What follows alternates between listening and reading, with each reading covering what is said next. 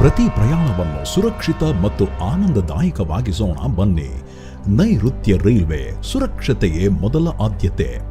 ಹೆಚ್ಚೆಚ್ಚು ಹಳಿಗಳು ವಿದ್ಯುದೀಕರಣಗೊಂಡಂತೆ ನಮ್ಮ ಸುರಕ್ಷತೆಗಾಗಿ ಮುನ್ನೆಚ್ಚರಿಕೆ ವಹಿಸುವುದು ಮುಖ್ಯ. ನೆನಪಿಡಿ, OHE ಎಂದು ಕರೆಯಲಾಗುವ ರೈಲ್ವೆ ಓವರ್ ಹೆಡ್ ಎಲೆಕ್ಟ್ರಿಕ್ ತಂತಿಗಳು 25,000 ವೋಲ್ಟ್ಗಳವರೆಗೆ ಅಧಿಕ ವೋಲ್ಟೇಜ್ ಹೊಂದಿರುತ್ತವೆ. ಅದರ ಸಮೀಪಕ್ಕೆ ಯಾವ ಕಾರಣಕ್ಕೂ ಹೋಗುವ ರಿಸ್ಕ್ ತೆಗೆದುಕೊಳ್ಳಬಾರದು, ಇದರಿಂದ ಹಾನಿಯಾಗಬಹುದು. ಕೋಚ್ಗಳು, ವ್ಯಾಗನ್ಗಳು ಅಥವಾ ಲೋಕೋಮೋಟಿವ್ಗಳ ಮೇಲೆ ಹತ್ತುವುದು ಕಡ್ಡಾಯವಾಗಿ ನಿಷೇಧಿಸಲಾಗಿದೆ. ಸೆಲ್ಫಿ ಅಥವಾ ಪ್ರಯಾಣಕ್ಕಾಗಿ ನಿಮ್ಮ ಜೀವನವನ್ನು ಪಣಕ್ಕಿಡಬೇಡಿ. ಪ್ಲಾಟ್ಫಾರ್ಮ್ ಚಾವಣಿಗಳ ಮೇಲೆ ಹತ್ತುವುದನ್ನು, OHE ಬಳಿ ಗಾಳಿಪಟ ಹಾರಿಸುವುದನ್ನು ತಡೆಯಿರಿ.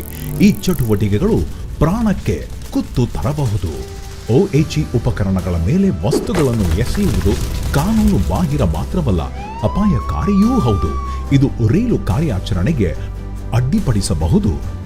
ಲೆವೆಲ್ ಕ್ರಾಸಿಂಗ್ಗಳಲ್ಲಿ OHE ತಂತಿಗಳ ರಕ್ಷಣೆಗಾಗಿರುವ ಎತ್ತರದ ಮಾಪಕಗಳ ಬಗ್ಗೆ ಗಮನವಿರಲಿ. ಸುರಕ್ಷಿತ ಎತ್ತರ ಮೀರಿ ಹೊರಚಾಚಿರುವ ವಸ್ತುಗಳು ಸಜೀವ ತಂತಿಯೊಂದಿಗೆ ಸಂಪರ್ಕದಲ್ಲಿದ್ದು ತುಂಬಾ ಅಪಾಯಕಾರಿಯಾಗಿರುತ್ತವೆ. OHE ಬಳಿ ಲೋಹದ ಕಂಬಗಳಂತಹ ಉದ್ದ ವಸ್ತುಗಳನ್ನು ಒಯ್ಯುವುದು ಅತ್ಯಂತ ಅಪಾಯಕಾರಿ. ನೀವು ವಿದ್ಯುದೀಕರಿಸಿದ ಹಳಿಗಳ ಬಳಿ JCB, ಕ್ರೇನ್ಸ್ ಮತ್ತು ಡಂಪರ್ಗಳಂತಹ ಯಂತ್ರಗಳನ್ನು ಬಳಸುವಾಗ ರೈಲ್ವೆ ಅಧಿಕಾರಿಗಳ ಪೂರ್ಣ ಅನುಮತಿ ಪಡೆಯಬೇಕು ಮತ್ತು OHE ತಂತಿಗಳಿಂದ ಕನಿಷ್ಠ 2 ಮೀಟರ್ ಸುರಕ್ಷಿತ ಅಂತರವನ್ನು ಕಾಯ್ದುಕೊಳ್ಳುವುದು ಮುಖ್ಯ.